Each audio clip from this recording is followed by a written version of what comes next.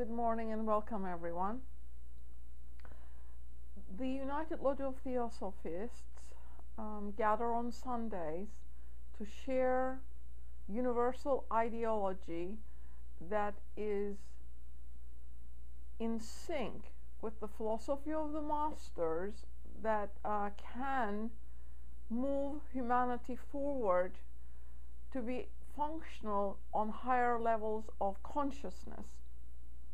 This ULT meets at 11 a.m. every Sunday for a discussion of a particular topic presented by a student of Theosophy, and sometimes we also have roundtables. On the first and the third Sundays of the month, we're studying the Bhagavad Gita. We're located in Bethesda, Maryland, and you can also find us online at www.ultdc.org.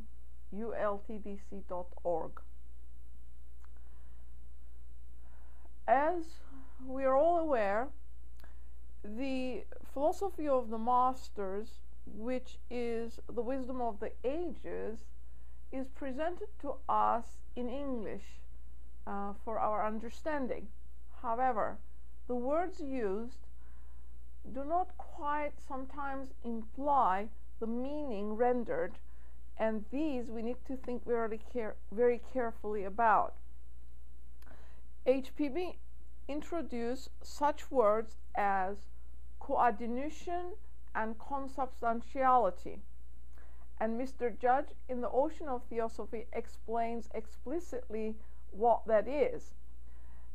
Our universe, particularly Earth, is in 7 levels. It has 7 rhines or 7 globes that roll together in space. But when our substance or our vehicles for being on Earth is in consubstantiality only with one, we only perceive that particular globe. The other 6 are not visible to us. And the moon is of the same substance and of the same level of consciousness. That is why it is visible in the air, as well as all of the other globes of the solar system. So this 7-fold nature is very poignant and needs to be given attention. And the reason why it is mentioned is that everything in our universe is interconnected. As above, so below.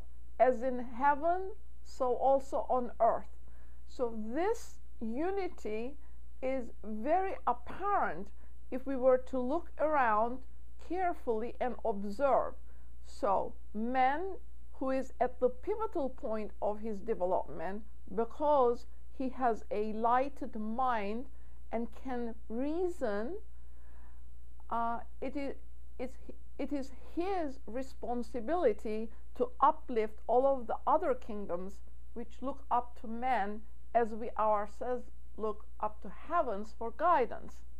So this interconnectivity of the kingdoms of nature is the topic of our discussion today.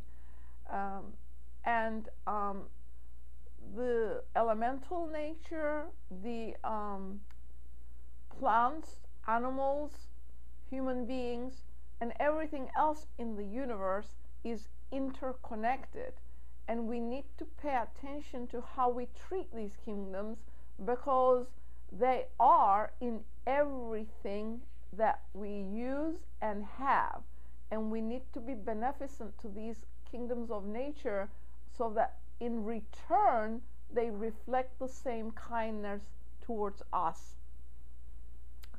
Today's reading comes from Bhagavad Gita, and it is the 3rd discourse. It is stated, when in ancient times the Lord of creatures had formed mankind and at the same time appointed his worship, he spoke and said, with this worship pray for increase, and let it be for you Kamaduk, the cow of plenty, on which ye shall depend, for the accomplishment of all your wishes. With this nourish the gods, that the gods may nourish you. Thus mutually nourishing, ye shall obtain the highest felicity. The gods, being nourished by worship with sacrifice, will grant you the enjoyment of your wishes. He who enjoyeth what hath been given unto him by them, and offereth not a portion unto them, is even as a thief. But those who eat not but what is left of the offerings shall be purified of all their transgressions. Those who dress their meat but for themselves eat the bread of sin, being themselves sin incarnate. Beings are nourished by food. Food is produced by rain. Rain comes from sacrifice, and sacrifice is performed by action.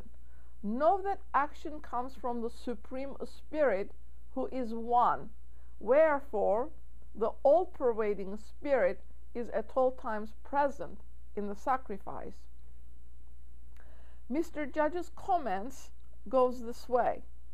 It is not contended by either Brahmins or their followers that food will not be produced except from sacrifice performed according to Vedic ritual, but that right food, productive in the physical organism of the proper conditions, enabling man to live up to his highest possibilities, alone is produced in that age where the real sacrifice are properly performed. In other places and ages, food is produced, but it does not in everything come up to the required standard.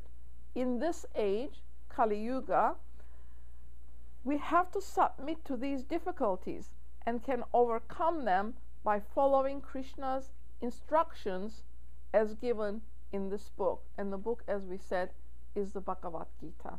And now today's talk, the kingdoms of nature.